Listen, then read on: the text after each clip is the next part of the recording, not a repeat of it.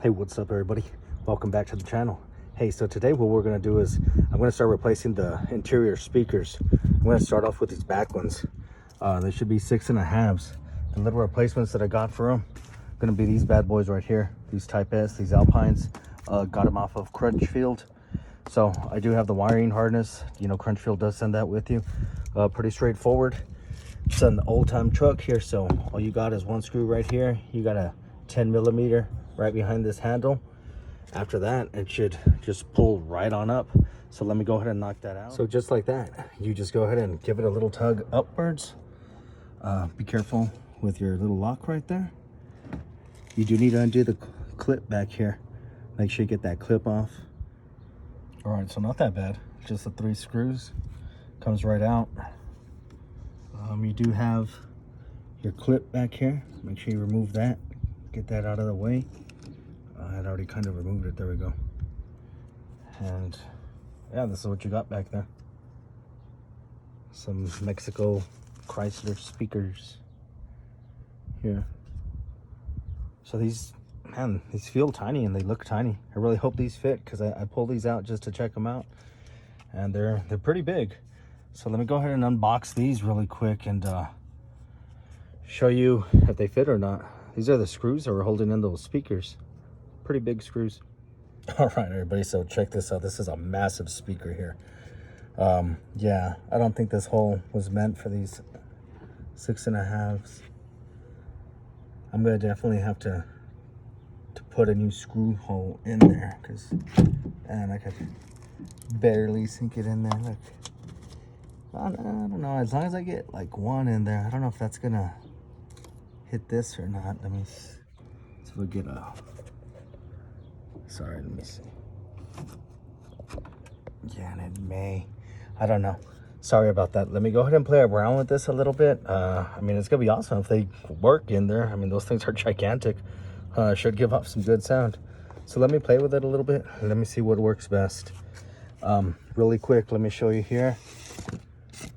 These are the Alpine speakers. All right, these are the Type S series.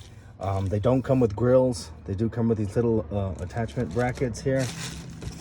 Let me show you the box really quick, give you the specs.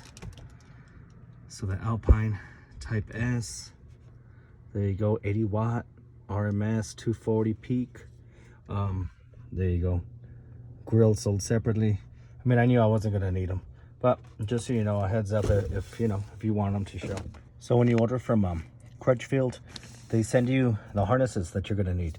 So that way you could attach it to the back of the speaker, and that way you don't have to cut these up. I mean, back in the day, you used to be able to cut these and you just attach them. Now it's a lot simpler. You could just connect your harness to it, plug it into your speaker, and you're good to go. So there's really not a lot of room right here because I was thinking, man, I want to bring in some of my sound dampening material, maybe spread some around, but there's a lot of curves and I really don't know how much I'm going to get in.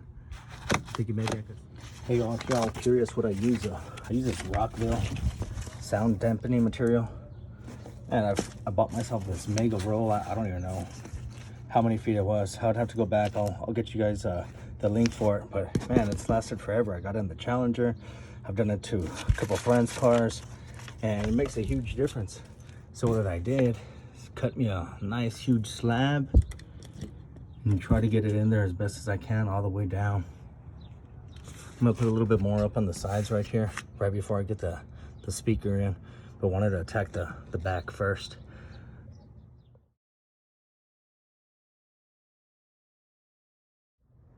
Hey everybody, so check it out. This is the way it looks when it's finally done. I didn't want to go too far, and I also didn't want to remove the little plastic thing, so I kind of wiggled some in there. Like I said, I got that big piece in the back. Wanted to do the surrounding as best as I could. Just a lot of little curves here and there. So I managed with what I had there, and it should sound good. I mean, I don't got no amp or anything running to it. I mean, it's just not even a stock stereo. It's what, like an Android, or I don't know what it is. I think, yeah, Android or JVC, one of those. It's old school too, but hey, it allows me to play the Bluetooth. So wanted to crank up the new speakers here. So let's give it a shot. Let me go ahead and get these mugs connected and let's get them cranking. So just that simple. Door panels back in. I recommend that you remove this from the back. All it has is these little clips that are holding it. Just makes it easier to wiggle this thing in. You know, just go around, make sure that you got all your brackets in. They all sink in, they all have like that little teeth, and they all just kind of drop in. Super easy to do. Got one speaker in. Gonna have to do the other one tomorrow. It's getting dark out here. But just wanted to show you how it goes if you were interested in maybe changing out your speakers. Not hard at all. Probably took me a little bit longer just because I was recording and because I added that dampening material. But other than that, quick and easy process. Simple. Hey, what's up everybody? So after last night's video, I thought it was gonna be, you know, a quick install of the panel. It'd be bumping and it'd be good to go. So no, it wasn't. I went ahead and did a little demo test before I went in to make sure, you know, it sounded good and better than the other speakers. And it just, you could just hear a bunch of rattling. Took off the speaker, figured out that this guy right here is rubbing. And I may have taken it off, but you could have seen like all the dirt that was right there where it was pushing up against the panel. So this is the Alpine here. What I went ahead and did, luckily, I had these Kenwood Exelons also. These were going to be going into another vehicle over there that I got. I was going to replace. Luckily, they're the same size. So what I did is I went ahead and put in this Exelon. And it doesn't protrude as much. You know, it doesn't come out as much. I fit the panel on it. And I did turn on the radio right now. It sounds good. So my next thing to do is I'm going to take that Alpine, try to throw it into that other car, and hopefully everything works out. But I may wind up just keeping these Exelons in here.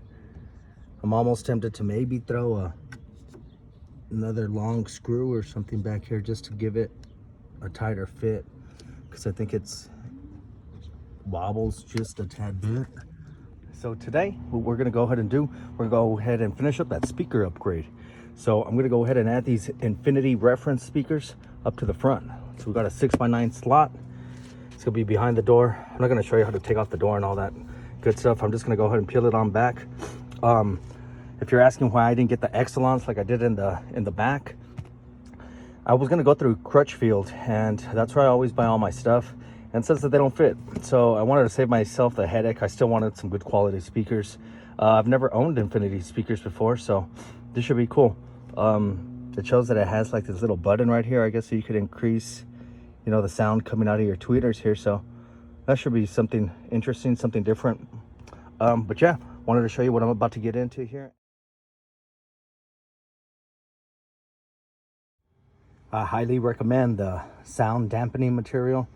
I mean, that's a big old hole back there. It's a bunch of metal just ready to rattle around. So I cut me one piece, pre-fitted it. He'll go in. Cut me a second piece because I'm gonna need it for that other side over there. All right, so that was super quick, like less than 5 minutes. Look at this little tiny magnet thing right here, made in Mexico. What I did notice, it's got the little border around here, the little base that you could remove. So when you order the dampening material, it comes with this nice little rolling tool here. So you kind of get back up in here and, you know, hit up on top. That stuff will cut up your hands, I guess the metal of it or whatever. That's why I'm putting on these gloves, because, man, I've worked with this stuff before, and I guess the edges of this stuff is pretty sharp. And this stuff will tear you up if you're just like cutting it and you start running your fingers on it like that. Yeah, your hands won't feel too good, so be sure to use gloves when using this stuff. So what I was able to do is just pull off that bracket that was around the old 6x9 and attached it on here. The Infinities do come with their own little space right here if you need it, the little attachment bracket here. The only difference though is that this has the little clips. So this clips, they align pretty good. So I'd figure I'd go ahead and just clip these on.